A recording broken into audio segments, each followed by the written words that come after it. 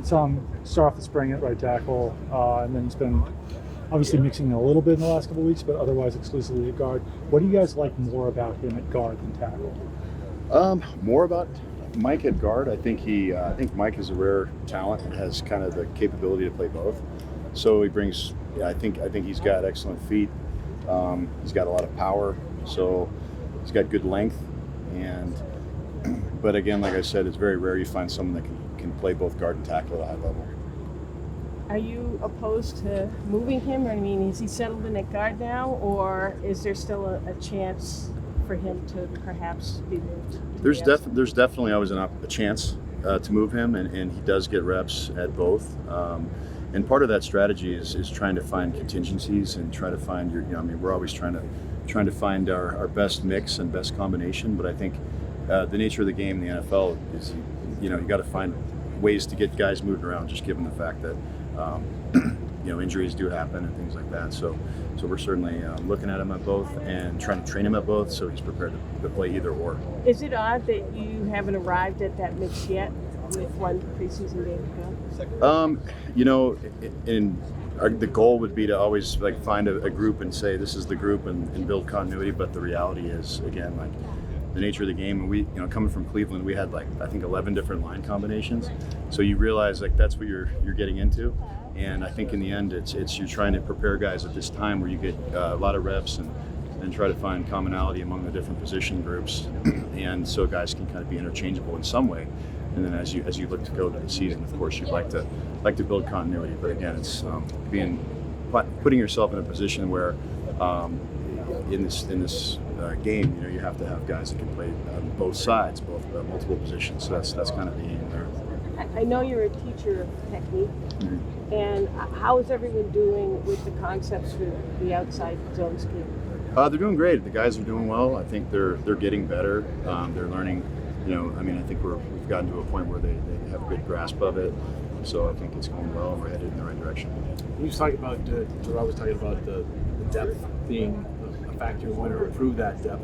Have you seen that, and how do you improve the depth on the offensive line? I think there's two ways. Obviously, acquiring players is always a way, but for us, my job is to get the guys we have here better. So the goal is to try to elevate everyone we have on the roster and put them in positions to be successful, find weaknesses and develop upon those, and find other positions that they can potentially play so you can fill those voids. You mentioned you like to have a different combination. You had 11 in Cleveland. Yes. How difficult is it to get everybody working as one group, one unit, especially in the running game? That's kind of where you see you guys get together and grind it out. There are challenges with that, but I think the way we've constructed the program is that most of the techniques, if not all of them, have have applications across the board, so it's a little bit universal. Granted, you might be in a different spot, but you're doing things that are interchangeable from a technical standpoint. The raw materials or the component parts are all very much the same. It's now applying them in different capacities, but with different from a different location, but it's very much the same. So it's not as challenging if you get guys comfortable with that. So in a lot of ways, there's benefit to trying guys at different spots and working through those things, so they're not in a state of panic if and when they had to move and play at another spot. What kind of growth have you seen from Layden Robinson since the start of the summer? Well, he's a rookie and he's done well. He's come in and done a nice job so far, and he's got a great work ethic and a great approach, and he's got some good talent behind it. So he's on his way up. Kind of building off Karen's question regarding technique, how have you seen the guys take to the strike zone? The strike zone? The strike system? The strike system, yeah. Yeah, great. I think they embrace it. It's just a method to kind of communicate information faster, to give clarity and specificity to what you're trying to do. So I think they've done a nice job with it. Scott, entering training camp, both Gerard Mayo and Elliott Wolf talked about a core four being at left tackle.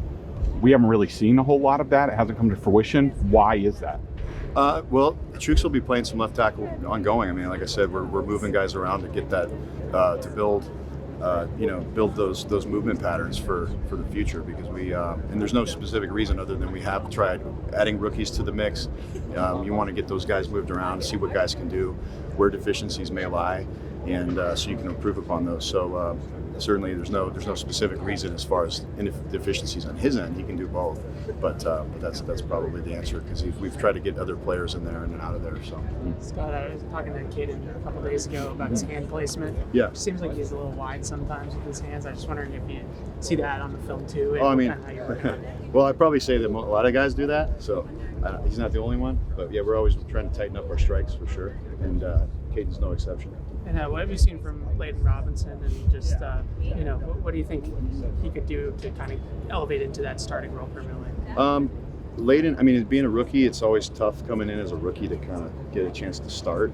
But I think that for him, it's details and it's exposure and experience and just continuing to improve every day because you see new looks every day, and those new looks and new themes. So if you can kind of learn off those and make not make the same mistake twice kind of thing, which, I mean, Layden puts a great deal of work ethic into it. He's very focused, and so he's doing a really good job for us for a rookie. But there's plenty of room to grow, and I think it's just going to be experience. Scott, it seems like the outside zone runs have been a bit of a struggle in the games, in the practices. Is that, in your experience doing this, is that the sort of thing where it can improve a lot as guys get the techniques down, the timing and things like that it can go from looking rough to being okay? Sure. Yeah, it's just like everything. I mean, you're gonna grow and work on it, and it's not just one guy doing something. You got to get everybody on the same track. So the more repetition and the more familiarity with guys running those schemes, it should improve, and that's the goal. Is there any concern about depth at tackle right now? We saw Vidarian leave the field early. I think that left you guys with 4 tackles. Is there any concern there? And is there anyone else at guard who could potentially move back over to tackle? There's always concerns with depth at tackle in particular. There's not a ton of guys walking planet Earth that fit the bill for that, and that's every team in the NFL. But for us, I mean, with the guys we have here, we feel it can do the job and do it well. How can the strike system help someone like Vidarian Lowe? Last week, Elliot Wolf was saying hand placement and utilizing his arm length were areas that you need to develop. I think it's true the arm length is a big factor for protection, especially on the edges. And, if you miss, then your effective arm length is nil. So you want to make sure your strikes are on point and the placement's there and the timing's there. So it's a progress. It's a work in progress, but I do see it developing there.